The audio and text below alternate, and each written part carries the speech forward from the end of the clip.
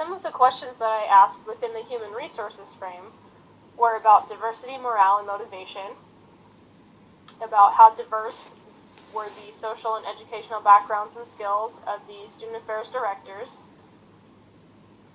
as well as employee satisfaction, whether or not the directors felt like their work was able to make a change or influence the larger organization, and if people seem to be pleased with their work and motivated and happy. We also talked about turnover, collaboration, and interpersonal relationships. We discussed how often individuals get together outside of the workplace and if there was good camaraderie amongst the directors, and if there were any conflicts and how those were resolved. And finally, we discussed professional development and training and what kinds of opportunities existed for that type of training. What I found within the human resources frame was that the student affairs directors are relatively a diverse group, depending on which kind of diversity you choose to look at.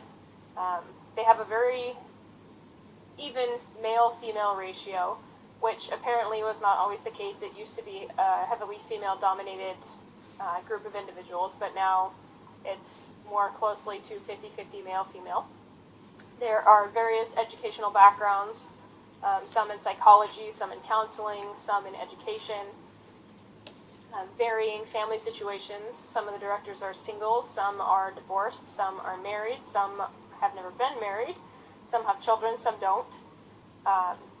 Culturally, there's not much diversity, but when looking at the group as a whole, most of the directors feel like it's a very diverse group, even though there's not much cultural diversity. As far as employee satisfaction, it seemed that many of the directors felt like both themselves and the rest of the student affairs directors were generally satisfied with their jobs. They did, several of them, bring up that they all wear many hats and are very busy. So work is oftentimes not just 9 to 5, but on weekends and often after hours. But that in spite of that, they all seem to really love their jobs, and everyone seems to show up to work happy and ready to take on the day. And they also felt like this was evidenced because the Student Affairs Directors group has not changed for 3 years. The same people have been in their positions for the last 3 years, and they felt like that was not something that had happened before in the past, and so they felt like that was a testament to the satisfaction that employees have because they're staying and sticking around. As far as interpersonal relations, they felt like they had a good interpersonal relationship. Many of them said that they enjoy spending time with the other directors. Sometimes they will even spend time outside of work together, getting their families together to do different types of events and activities, or some of them will get together to go out for lunch or for a drink after work. So there's a lot of good interpersonal relationships happening within the group. As far as professional development, the directors felt very supported by Erin when it came to professional development.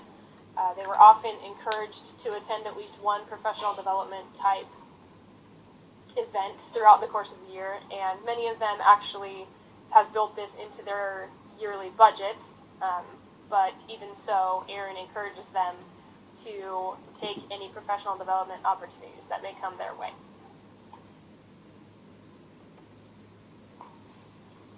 Two human resources recommendations that I have are first to do more together informally.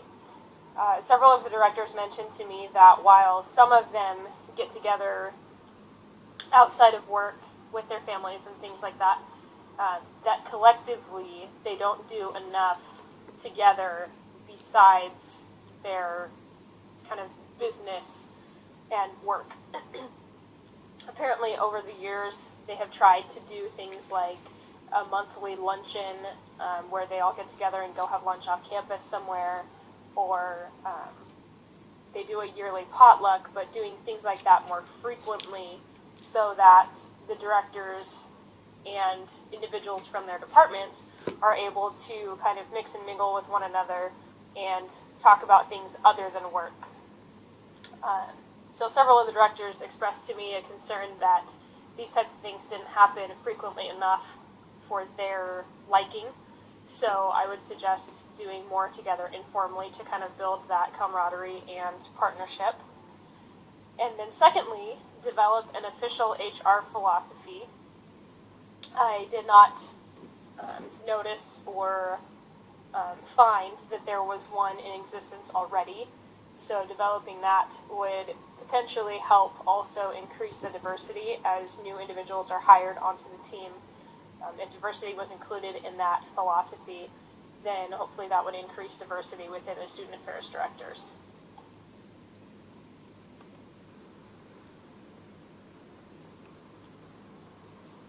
The questions I asked in the political frame included power distribution, conflicts, and coalitions, where I asked about the primary basis of power and how that power was used. And we also talked about conflict and what were the sources of conflict and how that was exercised. We also discussed access to power holders and what that looked like, whether the directors felt like they had access to those in power or not. And we also talked about decision making, how decisions were made and what the bargaining and negotiation process was around events, or whether things were discussed and decisions were made kind of in a backroom type of situation. What I found within the political frame was that Erin's power was diffused based on position and expertise. So rather than Erin being the primary power holder, she chose to distribute her power amongst the directors as necessary, giving them authority and power over their individual department, as well as decisions that needed to be made within that department. They also mentioned, the directors mentioned that if there was information that Erin needed or a decision that needed to be made, and one of the directors had a particular information or expertise in that area, that she would come to them and ask for their thoughts and input, rather than acting as though, because she's in charge, that she knows all the answers. She was not afraid to ask questions and find information from those that maybe had more information than she did. And the directors appreciated that. There was also a little conflict within the student affairs directors. Every time I asked this question, it seemed as though the directors had a hard time thinking about what the sources of conflict were. And so there wasn't really much conflict that they discussed at all. If there was conflict, it was quickly resolved, and was usually small things like maybe a misunderstanding or a miscommunication between two individuals. But there was never departments who were at conflict with one another over really anything. I couldn't seem to get a straight answer about conflict from any of the directors, and I didn't get the sense that they were hiding the information from me because they didn't trust to tell me, but really they just didn't have any conflict. As far as access to power holders, all of the directors expressed a feeling of gratitude that they were able to access Erin's power almost 24/7. She had an open door policy in which the directors felt very able to reach her and find answers to their questions or access to their power anytime.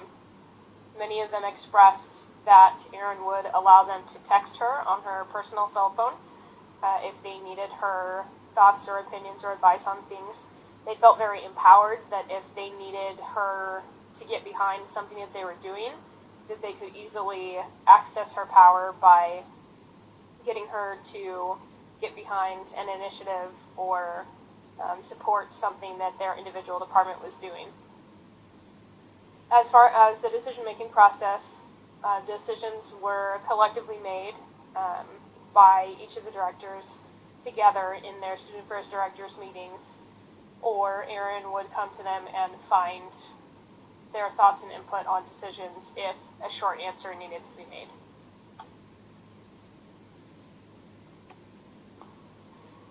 As for recommendations within the political frame, this isn't necessarily a recommendation, but more of a concern that there seemed to be a lack of conflict.